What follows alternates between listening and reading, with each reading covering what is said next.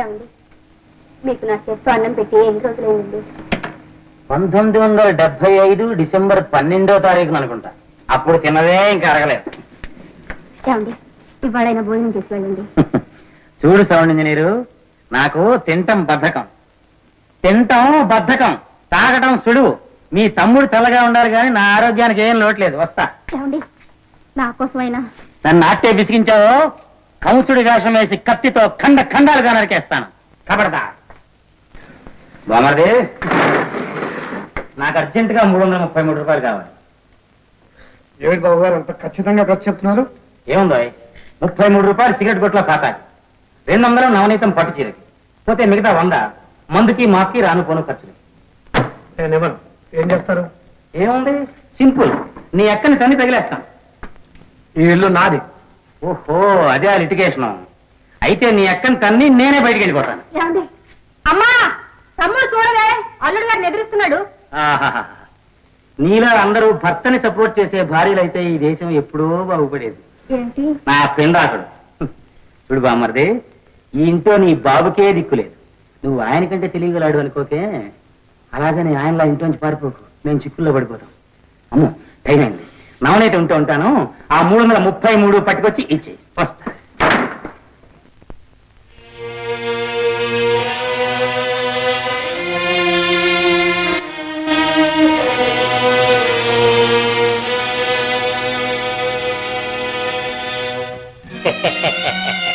ఏం గోపి, ఎందుకు అమ్మేస్తున్నా? బఠానీలు కొనుక్కుందామని. నీకెందుకయ్యా? సరిగ్గా చూసి ఎంత ఇస్తావు చెప్పు. బంగారం రేటు పడిపోయింది, 600 ఇస్తాను. ఇష్టమైతే ఇవ్వు, కష్టమైతే తీసుకెళ్ళిపో. సర్లే ఇవ్వు. 1 2 3. ఎవరు మీరు? నేను ఉంచుకున్న అహోబలం బావమరిది. ఎందుకు వచ్చారు? ఈ డబ్బా ఆయనకి ఇద్దామని వచ్చాను. నువ్వే చెయ్యి. చూడు, అప్పుడప్పుడు వస్తూ ఉండు.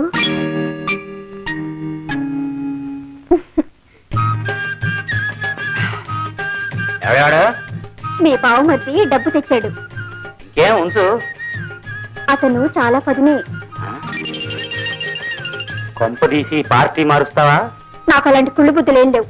అయినా నాకేం కర్మ, బాలవతి రాజులా మీరుండగా. ఏమిటా నువ్వు డిస్టర్బ్ చేయకు. బంగారు జడగంటలు కొని పెట్టవా? జరగంటలో 3 గంటలు పిల్లలకి.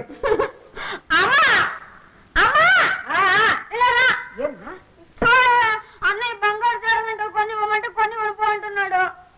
కొనిస్తే సొమ్మేం పోయిందిరా? అసలు సొమ్ము ఉంటేగా పోవడానికి. అదే నా చిన్నప్పుడు మా నాన్న అయితేనా అడిగిన వెంటనే డజన్ కొద్ది వచ్చేసి. అవునా తాత అడుగుతునేవట. ఏమండి, కోటయ్య గారు ఉన్నారా? ఎవరండి మీరు? ఓహో, నా గురించి మీకు తెలియదు కదూ. నా పేరు చంగయ్య, మా ఊరి పక్కనే కోడేరు. మీ నాన్న నేను ప్రాణ స్నేహితుడు. ఓహో అలాగా. అవునండి, అప్పుడప్పుడు చెబుతుండేవారు మీ గురించి. కానీ ఇప్పుడు ఇల్లు విడిచి వెళ్ళిపోయారు. ఏమిటి, కోటయ్య ఇల్లు విడిచి వెళ్ళిపోయాడా? నాకేమాత్రం తెలీదే. నేను చాలా కాలంగా కరక్కాయల వ్యాపారం చేస్తూ ఢిల్లీలో ఉండిపోయాను. అబ్బాయి పెళ్లి చేద్దామని 4 రోజులు అయింది వచ్చాను. చిన్నప్పటి నుంచి కోటయ్య నేను అనుకుంటూ ఉండేవాడు, మా అబ్బాయికి మీ అమ్మాయి ధనలక్ష్మిని ఇచ్చి పెళ్లి చేయాలి. ఇలాంటి పరిస్థితుల్లో ఇంక నేను పెళ్లి చేయలేవాడు. అలా అనకండి, మా నాన్నగారు తప్పకుండా తిరిగి వస్తారు. ఈ ఇంటి పెద్ద కొడుకుగా అన్ని బాధ్యతలు నా మీదే పడ్డాయి. శుభకార్యం కోసం వచ్చి తిరిగి వెళ్ళిపోతే ఏం బాగలేదు. తొందరపడి మాట ఇవ్వక, డబ్బులు పోయి ఉండో ఏమిటో. చూడు గోపి, చెంగయ్యని గురించి అతని ఆస్తిని గురించి నువ్వేం ఆలోచించక్కర్లేదు, నాకు బాగా తెలుసు. మేడం సార్, మీ నాన్నగారి కోరిక ప్రకారం ఈ వివాహం కనుక జరిగితే మన ధనలక్ష్మి చాలా అదృష్టవంతురాలు. అది సరేనండి, మరి అబ్బాయిని మనం ఇంకా చూడలేదు చేయలేదు. అబ్బాయి బుద్ధిమంతుడు, చాలా అందమైన వాడు. ఎందుకైనా మంచిదని ఫోటో కూడా తెచ్చారు. ఇదిగో అమ్మా.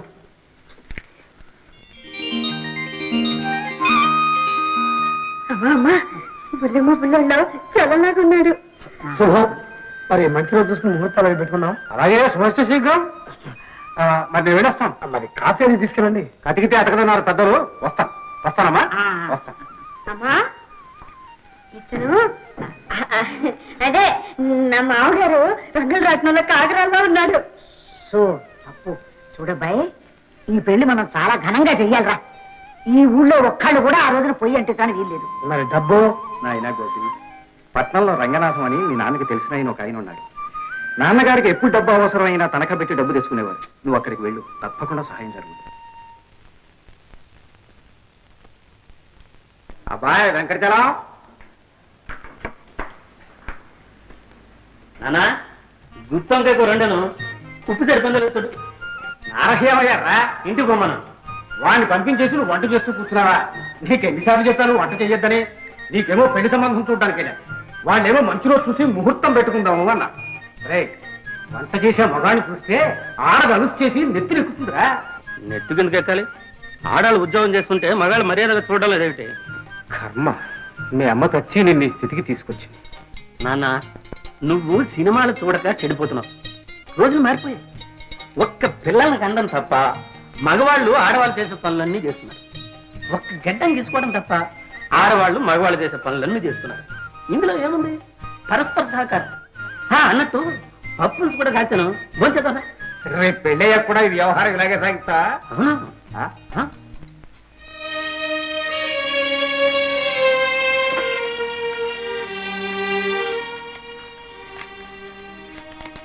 ఇదిగో 5,000 రూపాయలు. Thanks sir. గోపి, చెల్లెలి పెళ్లి కోసం నువ్వు ఇంత కష్టపడడం చూస్తుంటే మీ నాన్న నాతో అప్పుడప్పుడు అనే మాటలు గుర్తుకొస్తున్నాయి. తన పరువు నిలబెట్టడానికి నువ్వు ఒక్కడేవి చాలనేవాడు పాపం.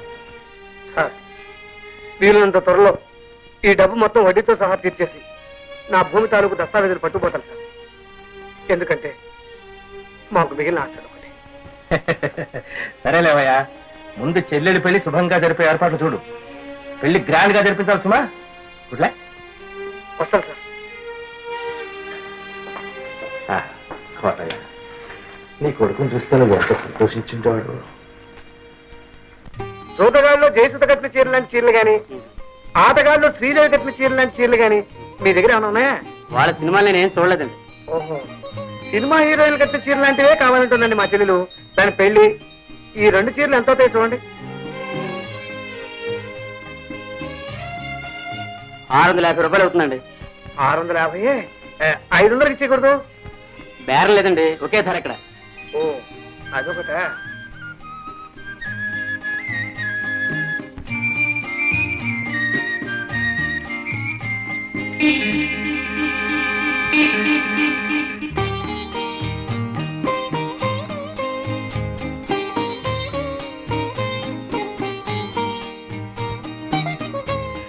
ఎంత అవుతుందండి?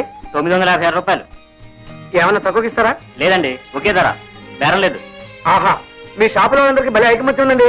ఎక్కడికి వెళ్ళినా ఒకటే మాట మాట్లాడుతున్నారు. బేరం లేదు, ఒకటే ధర. ఇవ్వండి, పార్సల్ చేసేమండి. అలాగే.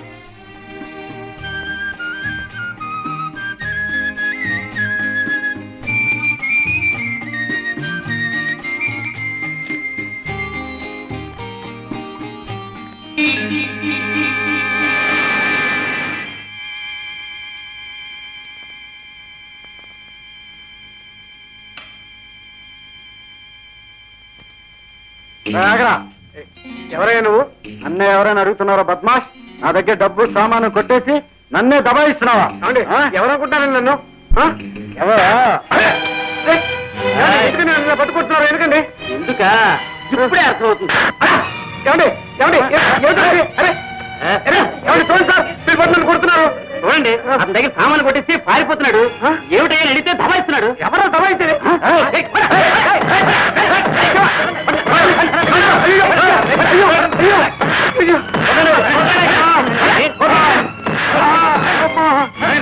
ఈ సామాన్లు మీకు దొరికినాయి కదా, వెళ్ళండి వెళ్ళండి వెళ్ళండి.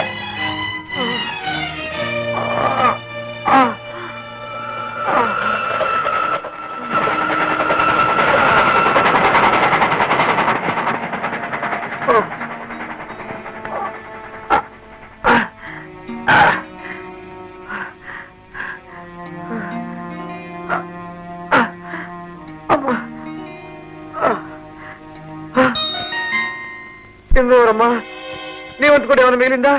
కొట్టు. చిచ్చి, ఈ అడవిలో ఆడమొక్క కూడా తేడా లేదు. నిజం చెప్తే ఎవరు నమ్మరు. మంచిదనానికి గుర్తింపు లేదు. ఏమ్మా, నా దగ్గర ఇంకేం మిగలేదు. ఇదిగో ఇది ఒక్కటే మిగిలింది. తీసుకో తీసుకో. ఆవేశంలో అన్నా ఉన్నమాటే అన్నారు. ఈ నగరాల్లో ఇంతే. ఇక్కడ మంచితనాన్ని ఎవరూ గుర్తించరు, నిజాన్ని ఎవరూ నమ్మరు. మీ దేవురు ఎవరైతే నీకే? న్యాయానికైతే అక్కర్లేదు, కానీ సాటి మనిషిని కనుక, మీకు జరిగిన అన్యాయం చూశాను కనుక అడుగుతున్నాను. ఇంటికెళ్ళడానికి డబ్బులున్నాయా? పోనీ ఈ రాత్రి మీ ఊరు వెళ్ళడానికి బస్సు కానీ ట్రైన్ కానీ ఏదైనా ఉందా? ఉన్న ఒక్క ట్రైన్ వెళ్ళిపోయింది. మీరు నాతో రండి. ఎక్కడికి? దొంగతనానికి మాత్రం కాదు, నగరాల మీద మీకు ఈ పాటికి నమ్మకం పోయి ఉంటుంది. కనీసం మనుషుల మంచితనం మీదనైనా నమ్మకం మిగుల్చండి. రండి.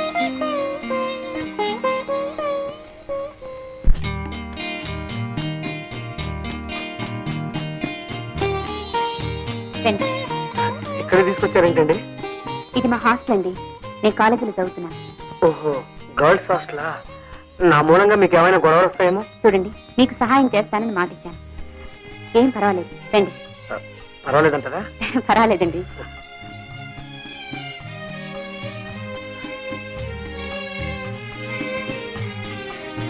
ఏ గీత, ఏంటి అంటే? ఏం లేదు, నేరుగా హాస్టల్కి తీసుకొచ్చేసావే. What do you mean? Mind your own business.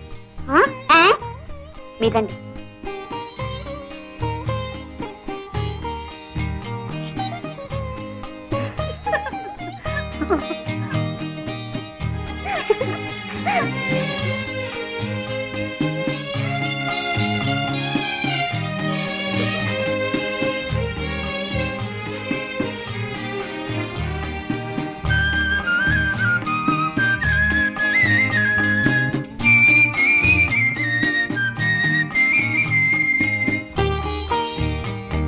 ఇవ్వండి, ఇవి తీసుకొని వరండాలో పడుకోండి. రేపు మార్నింగే వెళుదురు గాని. ఇక్కడ బయట వరండాలోనా? ఏం భయలేదండి. అన్నట్టు మీరు భోంచేశారా? పర్వాలేదండి. పర్వాలేదు ఏమిటండి, పదండి నెక్స్ట్ వెళ్ళి భోంచేసేద్దాం. గీత, ఏమిటిది? ఎవరతను? మేడం, ఈ హాస్టల్ రూల్స్ నీకు కొత్తగా చెప్పక్కర్లేదనుకుంటాను. తెలుసు మేడం, మామూలుగా అయితే అతను ఇక్కడికి తీసుకొచ్చేదాన్ని కాదు. పాపం అతని పరిస్థితి విన్న తర్వాత. అందుకని అతను ఇక్కడికి తీసుకొస్తావా? మగాళ్ళి హాస్టల్లో ఉండకూడదని నీకు తెలీదు? తెలుసు మేడం, అతను రేపు మార్నింగ్ వెళ్ళిపోతాడు. ఒంటరిగానా జంటగానా? మీరు మనుషులా పశువులా? ఇలా మాట్లాడడానికి సిగ్గులేదు? ఏమండి, ఆవిడ తప్పేం లేదండి. నేనేదో కష్టంలో ఉంటే ఆవిడ ఇలా చేశారు. గీత, ఇలాంటి పనులు నేను సహించను. తక్షణమే అతను బయటికి పంపించు. నో, సారీ మేడం, పంపను. ఎవరితో మాట్లాడుతున్నావో తెలుసా? ఒక మగాడికి సహాయం చేస్తే తప్ప, ఒక రాత్రి మన హాస్టల్లో ఆశ్రయిస్తే నేరమా? చూడండి, మీరు చెప్పే రూల్స్ రైటేనని నేను ఒప్పుకుంటున్నాను, కానీ దయచేసి అతని పరిస్థితి అర్థం చేసుకోమని అడుగుతున్నాను. ఓహో, వ్యవహారం అంతవరకు వచ్చిందన్నమాట.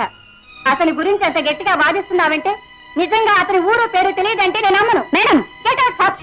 నువ్వు ఈ హాస్టల్లో ఉండడానికి వీల్లేదు. వెళతాను, నిర్భయంగా వెళతాను. ఇలాంటి హాస్టల్లో ఉండే కంటే. ఏమండి? పదండి.